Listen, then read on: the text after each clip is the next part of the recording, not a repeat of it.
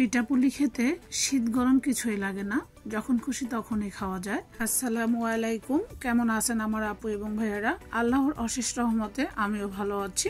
তো আমি আজকে তৈরি করে দেখাবো পোয়া পিঠা। খুবই সহজ পদ্ধতিতে মজাদার পোয়া পিঠার রেসিপিটি তুলে ধরবো। আশা করি আমার আজকের রেসিপি ভালো লাগবে। তো এই জন্য আমি প্রথমে এখানে একটি বাটিতে নিয়েছি 1 কাপ ময়দা। এর সাথে আমি পিঠাটা সফট হওয়ার জন্য দিয়ে দিব 1/2 কাপ চালের গুঁড়া। এখন আমি দিয়ে দিব স্বাদ মতো লবণ, দিয়ে দিচ্ছি খেজুরের গুড়। এই খেজুরের গুড়টা আমার মা বাংলাদেশ থেকে পাঠিয়েছে, তো অনেক বেশি মজার এই গুড়টা। চাইলে চিনিও ব্যবহার করতে পারেন। এরপর দিয়ে দিয়েছি নারকেল কোড়া। নারকেল যদি খেতে পছন্দ না করেন তাহলে স্কিপ করে যেতে পারেন। এরপরে আমি দিয়ে দিচ্ছি কুসুম গরম পানি। এখানে আমি প্রথমে 1/2 কাপের মতো পানি দিয়েছি। এরপর একটি হ্যান্ড উইক্সের সাহায্যে মিক্স করে নিচ্ছি। আমি এখানে 2-3 বারে অল্প অল্প করে পানিটা অ্যাড করব এবং পিঠার মিশ্রণটা আমি কমপ্লিট করে আপনাদেরকে বলে দিব এখানে আমি কতটুকু পানি ব্যবহার করেছি। এই তো দেখতে পাচ্ছেন আমার মিশ্রণটা অনেকটাই রেডি হয়ে গিয়েছে। তো আমি এখন এই মিশ্রণটাকে রেস্টে রেখে দিব না, আমি সাথে সাথে এটাকে ব্লেন্ড করে নিব। ব্লেন্ড করলে দেখা যায় চালের গুঁড়া এবং ময়দার মিশ্রণটা একদম স্মুথ হয়ে যাবে। এই তো দেখতে পাচ্ছেন আমি ব্লেন্ড করে ওই একই পাত্রে আবার ঢেলে নিচ্ছি। এখানে আমার 1 কাপের চেয়ে একটু বেশি পানি লেগেছে। তো শুকনা গুঁড়ি এবং ময়দার পরিমাণটা বুঝে অনেকের পানির পরিমাণটা কমও লাগতে পারে। তো আপনারা দেখে বুঝতে পেরেছেন আমার পিঠার ব্যাটারটা একদম রেডি এবং ঘনত্বটা একদম পারফেক্ট হয়েছে। তো এটা একটু টেকনিক করে নিজেরা বুঝে নিলেই হয় পিঠার ঘনত্বটা কেমন হবে।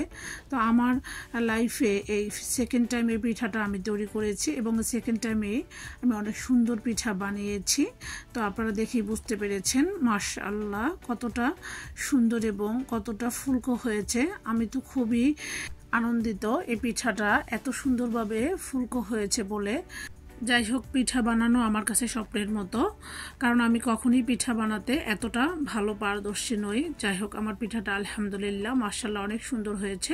তো আমি এই চামিচটা মেপে মেপেই প্রত্যেকটা পিঠা বানাবো, এতে করে আমার প্রত্যেকটা পিঠার সাইজ একই হবে।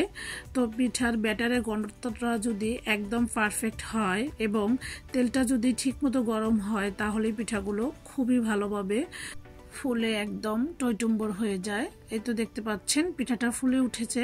এখন আমি একটু তেল দিয়ে দিচ্ছি এবং উল্টে দিয়েছি। পিঠাটা ভাজতে একদমই সময় লাগে না। এরপরে আমি 1 থেকে 2 মিনিট ভেজে পিঠাটা তুলে নিব।